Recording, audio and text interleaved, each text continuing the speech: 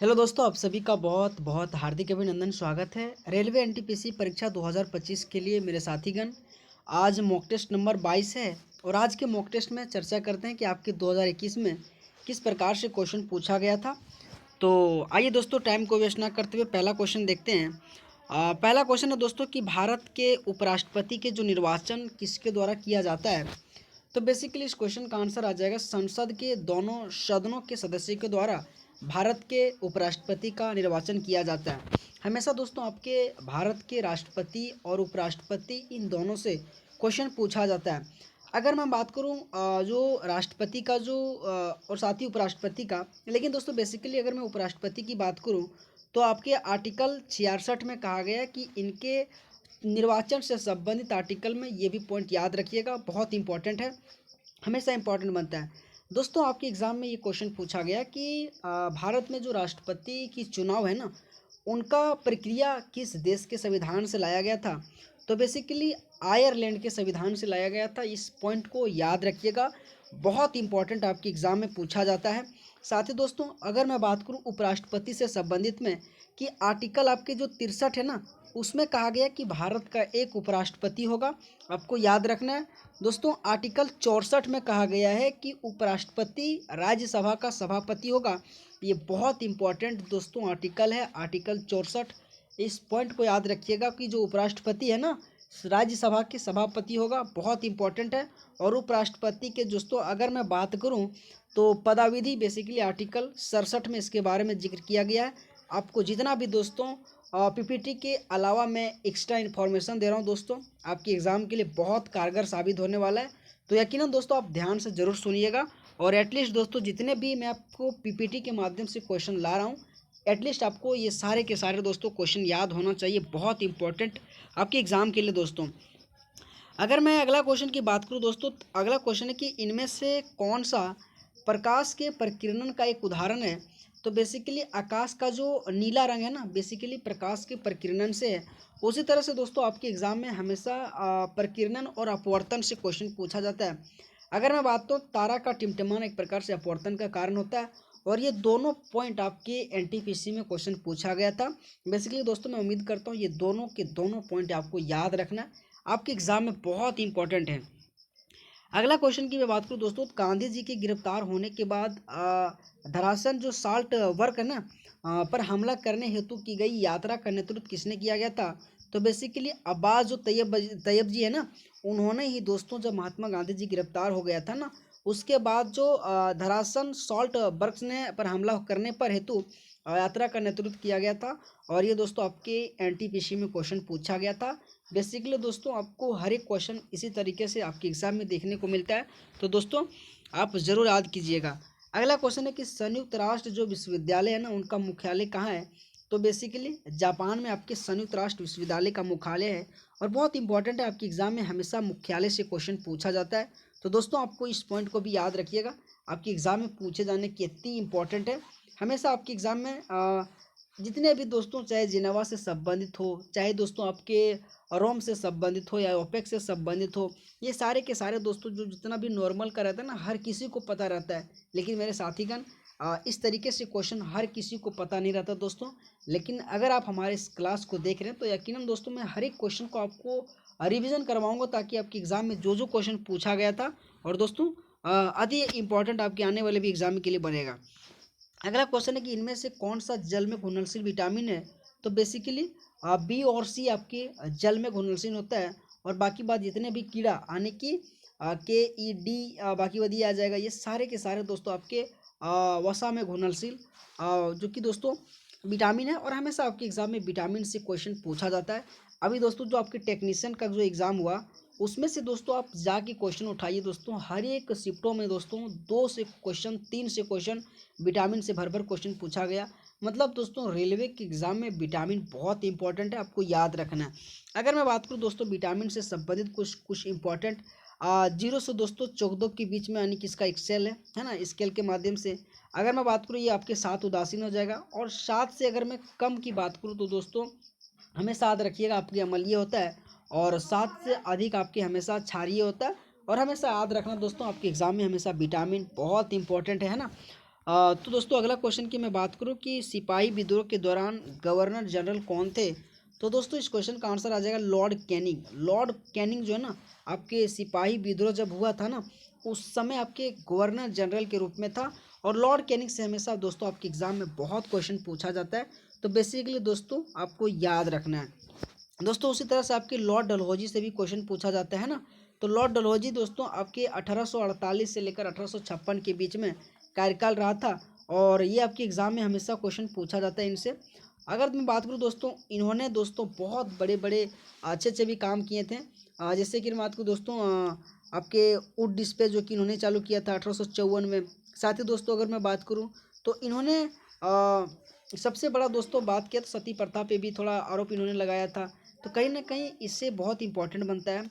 और डलहौजी ने ही दोस्तों आपके हड़प नीति जो कि शुरू किया था, और सबसे पहले 17 को 1848 में इन्होंने हड़पा था। और इस पॉइंट को भी याद रखिएगा, कई बार आपके एग्जाम में ये क्वेश्चन पूछा गया था। फिर जाके दोस्तों कुशासन के आरोप लगा के आपकी अवध को 1856 में हड़प लिया था। तो कहीं ना कहीं आपके एग्जाम में लॉर्ड डलहौजी से हमेशा क्वेश्चन पूछा जाता है और पूछा भी गया था। अगला क्वेश्चन दोस्तों, इनमें से कौन सी गतिविधि ग्रीन हाउस प्रभाव के लिए जिम्मेदार नहीं है। तो उसमें से दोस्तों जो आपके परिवहन के लिए जो सोलर कार है ना, ये आपके ग्रीन हाउस के लिए प्रभाव जिम्मेदार नहीं है। अगर मैं बात करूँ ताप विद्युत संयंत्र से होने वाला उत्सर्जन, दोस्तों ये आपके ग्रीन हाउस को प्रभाव करता है। ईंधन के रूप में लकड़ी का उपयोग, ये भी आपके ग्रीन हाउस को प्रभाव करता है। और साथ ही परिवहन के लिए जो पेट्रोल वाहनों का जो उपयोग होता है ना, ये 3 पॉइंट बेसिकली आपकी ग्रीन हाउस को दोस्तों प्रभाव करता है। लेकिन जो परिवहन चलता है आपके सोलर के माध्यम से ना, ये आपकी ग्रीन हाउस को प्रभाव नहीं करता। और इस तरीके से पॉइंट आपको याद रखना है। बेसिकली दोस्तों आप इस क्वेश्चन को ऐसे ही आंसर दे सकते थे, है ना। अगला क्वेश्चन है कि गवर्नर जनरल जो लॉर्ड डलहौजी ने किस साम्राज्य को चेरी नाम दिया गया था। तो बेसिकली अवध को ही दोस्तों 1856 में आने की कुशासन के आरोप लगाकर दोस्तों इसको हड़प लिया था। तो दोस्तों आपको याद रखना बहुत इंपॉर्टेंट है, आपके अवध साम्राज्य जो कि लॉर्ड डलहौजी से संबंधित था। और कई बार दोस्तों आपके हड़प नीति से क्वेश्चन पूछा जाता है। सतारा कब हड़प लिया, आपके कानपुर को कब हड़प लिया था, आपके दोस्तों अगर मैं बात करूँ तो अवध को कब हड़पा गया था। तो कहीं ना कहीं दोस्तों इस तरीके से आपके एग्जाम में रिलेट करके क्वेश्चन पूछा जाता है, आपको याद रखना है। अगर मैं अगला क्वेश्चन की बात करूँ कि विवेकानंद जो शिला स्मारक है ना, बेसिकली कहाँ पे, तो कन्याकुमारी में आपके विवेकानंद शिला स्मारक है। दोस्तों आपके एग्जाम में हमेशा जितने भी स्थित स्मारक है बहुत इंपॉर्टेंट है। कई बार दोस्तों चाहे विवेकानंद शिला स्मारक आ जाए, या दोस्तों आपके एग्जाम में एक जो गोल गुम्बद है ना, ये भी कई बार आपके एनटीपीसी में क्वेश्चन पूछा जाता है, जो बेसिकली भारत के कर्नाटक राज्य में स्थित है। तो कहीं ना कहीं दोस्तों हर एक एग्जाम में हर एक लेवल की तरीके से क्वेश्चन पूछा जाता है। तो बेसिकली जो भी मैं क्वेश्चन इस पीपीटी के माध्यम से बता रहा हूँ दोस्तों, सारा का सारा दोस्तों क्वेश्चन आपके एनटीपीसी में क्वेश्चन पूछा गया था। और दोस्तों आने वाले एग्जाम के लिए भी बहुत इंपॉर्टेंट है। यूनिक्स और एम एस डॉक्स लिनक्स, इनमें से किसका एक उदाहरण है। तो बेसिकली जो ऑपरेटिंग सिस्टम है ना, उनका उदाहरण यूनिक्स और एम एस डॉस और साथ में लिनक्स, ये 3 पॉइंट बहुत इंपॉर्टेंट है दोस्तों। हमेशा दोस्तों देखो एनटीपीसी में कंप्यूटर से क्वेश्चन बार बार पूछा जाता है, मतलब कोई ऐसा शिफ्ट नहीं दोस्तों जिसमें से कंप्यूटर से क्वेश्चन ना पूछा जाए। तो साथीगण आसान तो क्वेश्चन आपको आता है, लेकिन दोस्तों आपको मेरे क्लास में अगर प्रीवियस ईयर क्वेश्चन को आप देख रहे हैं, तो बेसिकली दोस्तों इस तरीके से क्वेश्चन आपको याद करना होगा। क्योंकि दोस्तों मैं मानता हूँ आपको नहीं आता है, लेकिन दोस्तों जब ये क्लास खत्म हो जाए ना, इस क्वेश्चन को आप स्क्रीनशॉट मार लीजिए। क्लास जब खत्म हो जाए एक बार इसे रिवीजन कर लीजिए। दोस्तों जीएस पढ़ने का ही तरीका ऐसे ही है ना, मेहनत करना होगा दोस्तों। हर एक क्वेश्चन आपकी एग्जाम का पूछा गया है, बहुत इंपॉर्टेंट क्वेश्चन है। सुश्रुति जो संहिता है ना, किस विषय से संबंधित है। तो बेसिकली चिकित्सा एवं शल्य चिकित्सा से संबंधित आपके सुश्रुत संहिता है। और बहुत इंपॉर्टेंट दोस्तों, हर एक एग्जाम में ये आपके सुश्रुत संहिता से क्वेश्चन पूछा जाता है। शायद दोस्तों अगर आपने और भी एग्जाम दिए होंगे तो शायद आपको इस क्वेश्चन को देखने को मिला होगा, बहुत इंपॉर्टेंट आपके सुश्रुत संहिता है। अगर मैं अगला क्वेश्चन की बात करूं कि इनमें से कौन सा देश आसियान का सदस्य नहीं है, तो उसमें से दोस्तों भारत नहीं, थाईलैंड, इंडोनेशिया और सिंगापुर, ये 3 जो कि बहुत इंपॉर्टेंट है। दोस्तों आपके जो रेलवे है ना, उनमें से आसियान आ जाएगा, एससीओ आ जाएगा, उसमें से जितने भी देश है दोस्तों, आपके G7 आ जाएगा, G20 आ जाएगा। क्या करेगा ना, 4 ऑप्शन देगा और एक ऑप्शन दे के बोलेगा कि कौन सा देश शामिल नहीं है। तो दोस्तों इस लेवल के साथ भी आपके एनटीपीसी में क्वेश्चन पूछा जाता है। तो मैं उम्मीद करता हूं दोस्तों आपको याद रहना चाहिए, बहुत इंपॉर्टेंट पढ़ने का। इस तरीके से क्वेश्चन बेसिकली थाईलैंड, इंडोनेशिया और सिंगापुर बेसिकली आसियान का सदस्य है और बेसिकली इसमें भारत शामिल नहीं है। दोस्तों अगला क्वेश्चन है कि इनमें से किस समिति की अनुशंसाओं के आधार पर भारत में एनएसई यानी कि नेशनल स्टॉक एक्सचेंज की स्थापना किया गया था? तो बेसिकली फेरवानी समिति के द्वारा नेशनल स्टॉक एक्सचेंज की स्थापना किया गया था। दोस्तों इस पॉइंट को याद रखिएगा, बहुत इंपॉर्टेंट ये सारे के सारे क्वेश्चन है साथीगण। इतना क्वेश्चन बताने के बाद दोस्तों मैं आप सबसे एक रिक्वेस्ट करता हूँ, अगर आपको क्लास अच्छा लग रहा है मेरे दोस्तों तो प्लीज़ दोस्तों इस वीडियो को लाइक करना। बहुत मेहनत लगता है दोस्तों, आप सबके लिए क्वेश्चन छांटता हूँ, पीपीटी बनाता हूँ, है ना, फिर जाके दोस्तों रिकॉर्ड करके डालता हूँ, है ना। तो दोस्तों अगर मैं आपके लिए इतना मेहनत कर सकता हूँ तो हमारे लिए तो लाइक कर ही सकते हैं ना दोस्तों। तो दोस्तों लाइक करना, मेहनत करना और केवल पढ़ना है आपको। अगला क्वेश्चन है, संयुक्त राष्ट्र जो महासभा ने UNIDO की स्थापना हेतु वर्ष में जो कि प्रस्ताव किया था? तो बेसिकली 1966 में आपके यूनिडो की स्थापना किया गया था और हमेशा दोस्तों आपके एग्जाम में पूछा जाता है इस तरह से। अगर मैं बात करूँ संयुक्त राष्ट्र दोस्तों, हमेशा उसी तरह से दोस्तों यूनाइटेड नेशन से भी क्वेश्चन पूछा जाता है। बहुत इंपॉर्टेंट बनता है कि 24 अक्टूबर को हर साल उनका यूनाइटेड नेशन दिवस मनाया जाता है। तो कहीं ना कहीं दोस्तों जितने भी बड़े बड़े आपके राष्ट्र है, संघ है, महासभा है, तो उनका स्थापना या उनका मुख्यालय हमेशा आपके एग्जाम में देखने को मिलता है दोस्तों। और आप सबसे रिक्वेस्ट है दोस्तों इस तरीके से क्वेश्चन आपको ध्यान रखना होगा। नाभिकीय जो रिएक्टरों में ईंधन के रूप में इनमें से किसका उपयोग किया जाता है? तो बेसिकली यूरेनियम का उपयोग किया जाता है। उसी तरह से दोस्तों एक क्वेश्चन आपके एसएससी जीडी में क्वेश्चन पूछा गया था और आपके एनटीपीसी में भी क्वेश्चन पूछा गया था कि जो चीन में जो सूर्य बनाया गया ना, उसमें किस ईंधन का प्रयोग किया, किसका प्रयोग किया गया था? तो बेसिकली नाभिकीय संलयन का प्रयोग किया गया था। इस पॉइंट को याद रखिएगा दोस्तों। उसी तरह से जो नाभिकीय रिएक्टर होता है ना, उनके ईंधन के रूप में किसका उपयोग किया जाता है? तो वहाँ भी आपकी यूरेनियम का प्रयोग किया जाता है और बेसिकली सूर्य में आपके नाभिकीय संलयन और उसी के आधार पर आपके चीन में सूर्य को बनाया गया था। इस पॉइंट को भी याद रखिएगा, आपके एग्जाम में क्वेश्चन पूछा गया था। अगला क्वेश्चन मेरे साथीगण की जो लोकटक झील है ना, बेसिकली किस राज्य में? तो आपके जो मणिपुर है ना, वहाँ आपकी लोकटक झील है और बहुत ही इंपॉर्टेंट आपके झील उल से भी क्वेश्चन पूछा जाता है, आपके एग्जाम के लिए बहुत इंपॉर्टेंट बनता है। अगला क्वेश्चन मेरे साथीगण की न्यूक्लियर जो power corporation of India limited है ना, यानी NPCIL का मुख्यालय तो बेसिकली मुंबई में। इस पॉइंट को याद रखिएगा, बहुत इंपॉर्टेंट है दोस्तों। कभी कभी आपकी एनटीपीसी में जैसे कि NPCIL आ जाएगा, उनका फुल फॉर्म भी क्वेश्चन पूछ लेता है, तो ये भी ध्यान रखना, इनका full form nuclear power corporation of India limited आ जाएगा। इस पॉइंट को भी ध्यान देना है। ये नहीं कि डायरेक्ट आपको NPCIL का मुख्यालय याद रखना मुंबई, नहीं दोस्तों, आपको साथ ही इसका फुल फॉर्म भी याद रखना, ताकि आपके एग्जाम में अगर क्वेश्चन पूछे ना तो बेसिकली आप आराम से दोस्तों क्वेश्चन करके आओ जोगे। अगला क्वेश्चन है, जो प्राचीन संस्कृति ग्रंथ अष्टाध्यायी के जो लेखक है बेसिकली कौन है? तो पाणिनि आ जाएगा। दोस्तों आइए आपके एग्जाम में कुछ इंपॉर्टेंट क्वेश्चन मैं आपको थोड़ा सा एक्सप्लेन करता हूँ, ठीक है। अगर मैं बात करूँ दोस्तों कि पंचतंत्र किसके द्वारा लिखा गया, तो बेसिकली विष्णु शर्मा जी के द्वारा लिखा गया। अगर मैं बात करूँ दोस्तों हुमायूं नामा किसके द्वारा लिखा गया, तो आपकी गुलबद्दन बेगम के द्वारा लिखा गया। अगर दोस्तों मैं बात करूँ कि अर्थशास्त्र किसके द्वारा लिखा गया, तो आपके चाणक्य के द्वारा लिखा गया था। अगर दोस्तों मैं मुद्राक्षर की मैं बात करूँ दोस्तों, तो आपके विशाख दत्त के द्वारा लिखा गया था। अगर मैं बात करूँ दोस्तों गीत गोविंद किसके द्वारा लिखा गया, तो जयदेव के द्वारा लिखा गया। अगर दोस्तों मैं हरिश्चरित्र और कादम्बरी पुस्तक की मैं बात करूं तो बेसिकली बाणभट्ट के द्वारा लिखा गया था। तो दोस्तों आप सभी के लिए दोस्तों ये जितने भी मैंने आपको एक्स्ट्रा बुक के बारे में बोल रहा हूँ दोस्तों, बहुत इंपॉर्टेंट है। साथ ही दोस्तों कालिदास से भी क्वेश्चन पूछा जाता है, अभिज्ञान शकुंतलम, विक्रमार्षियम आ जाएगा, और दोस्तों बहुत इंपॉर्टेंट है शकुंतलम आ जाएगा। तो कहीं ना कहीं दोस्तों बहुत इंपॉर्टेंट है, बुक और ऑथर से भी क्वेश्चन आपके एग्जाम में पूछा जाता है ना। ये क्वेश्चन को मैंने तो आपको पहले डिस्कशन कर चुका ना कि जल में घुलनशील बेसिकली बी और सी जो कि पाया जाता है, बाकी बात जितने भी बचा सब वसा में घुलनशील है। अगला क्वेश्चन है, यूनेस्को जो विश्व विरासत स्थल कंदरिया महादेव जो मंदिर है ना, बेसिकली खजुराहो में, और हमेशा दोस्तों यूनेस्को से संबंधित क्वेश्चन पूछा जाता है। उसी तरह से दोस्तों महाबलीपुरम जो स्मारक है ना, ये भी आपके यूनेस्को में संबंधित है और बेसिकली आपके तमिलनाडु राज्य में स्थित है। बहुत इंपॉर्टेंट है महाबलीपुरम स्मारक आपके। बेसिकली दोस्तों कब जो कि यूनेस्को में शामिल किया गया था, दोस्तों आपको कमेंट बॉक्स में इस क्वेश्चन का आंसर करना। साथ ही दोस्तों अगर मैं बात करूँ हम्पी आपकी 1986 में यूनेस्को में शामिल किया गया था। अगर मैं बात करूँ दोस्तों पट्टादकल बेसिकली आपकी कर्नाटक में, और ये भी आपके 1987 में यूनेस्को में शामिल किया गया था।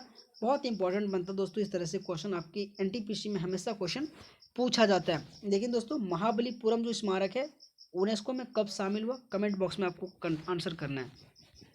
अगला क्वेश्चन है निम्नलिखित में से कौन सा यानी कि स्प्रेडशीट का एक उदाहरण है, तो बेसिकली माइक्रोसॉफ्ट एक्सेल है ना, जो आपके बेसिकली स्प्रेडशीट का एक उदाहरण है। और इस पॉइंट को याद रखिएगा, आपकी कंप्यूटर से इस तरह से क्वेश्चन हमेशा पूछा जाता है। दोस्तों अगला क्वेश्चन है कि भारत के इनमें से किस वायसराय ने निर्वाचित स्थानीय सरकारी निकायों को सृजन की पहल की थी, तो बेसिकली इस क्वेश्चन का आंसर आ जाएगा जो लॉर्ड रिपन है ना, उन्होंने ही दोस्तों स्थानीय सरकारी निकायों का सृजन किया था।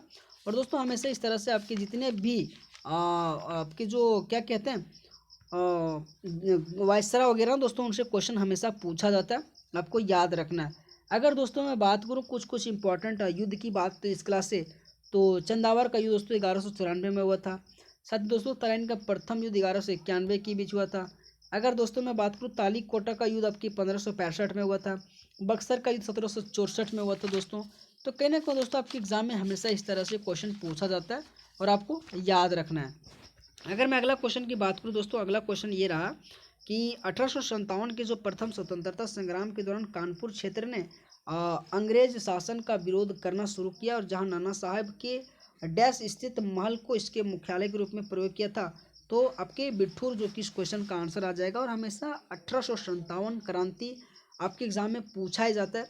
अगर मैं बात करूँ दोस्तों, बेसिकली उधम सिंह कहाँ से नेतृत्व किया गया था, नन्ना साहिब कहाँ से नेतृत्व किया गया था, मंगल पांडे कहाँ से नेतृत्व किया गया था, तो कहीं ना कहीं दोस्तों 1857 क्रांति बहुत इंपॉर्टेंट है आपके एग्जाम के लिए, या दोस्तों कोई भी एग्जाम हो बहुत इंपॉर्टेंट 1857 क्रांति।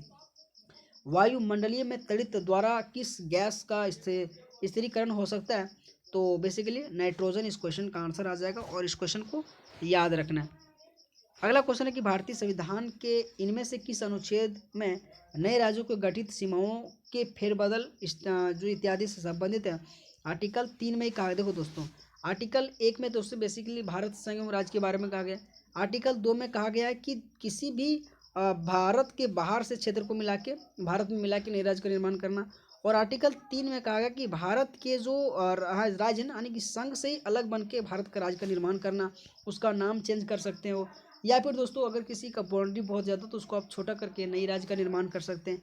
ये सारे के सारे प्रावधान आपके आर्टिकल 3 में कहा गया, इस पॉइंट को याद रखिएगा, बहुत इंपॉर्टेंट बनता है दोस्तों आपके आर्टिकल आपके एग्जाम के लिए, है ना। अगला क्वेश्चन कि स्वतंत्रता के बाद दूसरी पंचवर्षीय योजना जब 1956 के दौरान जब चला था, तो उस समय दोस्तों जर्मनी के सहयोग से बेसिकली राउरकेला इस्पात जो कि संयंत्र खोला गया था। आपके एग्जाम में बहुत इंपॉर्टेंट बनता है दूसरा पंचवर्षीय योजना। बोकारो बेसिकली आपके दुर्गापुर आ जाएगा, भिलाई आ जाएगा, भिलाई आपकी बेसिकली रूस के मदद से खोला गया था। आपके दोस्तों जो जर्मनी के मदद से राउरकेला खोला गया था। तो हमेशा दोस्तों ये चार बोकारो और दुर्गापुर और बोकारो और राउरकेला और भिलाई, ये आपके जितने भी मैंने आपको चार ऑप्शन लाया ना, ये चारों के चारों आपके इंपॉर्टेंट बनता है। भिलाई दोस्तों आपके रूस के कारण से, राउरकेला आपके जर्मनी कारण से, और बोकारो और दुर्गापुर दोस्तों आपको कमेंट बॉक्स में करना है कि किन के मदद से ये दोनों के दोनों इस्पात संयंत्र जो कि खोला गया था। अगर आप सीरियस है दोस्तों पढ़ाई करते हो तो आप जरूर कमेंट कीजिएगा, है ना। अगला क्वेश्चन दोस्तों, जो कार्ल एंड स्टेनर है ना, इनमें से किसके लिए जाना जाता है, तो बेसिकली रक्त समूह के जो वर्गीकरण खोज के लिए कार्ल लैंडस्टीनर जाना जाता है, और बहुत इंपॉर्टेंट है दोस्तों, आरएस फैक्टर भी इन्होंने दिया था, है ना।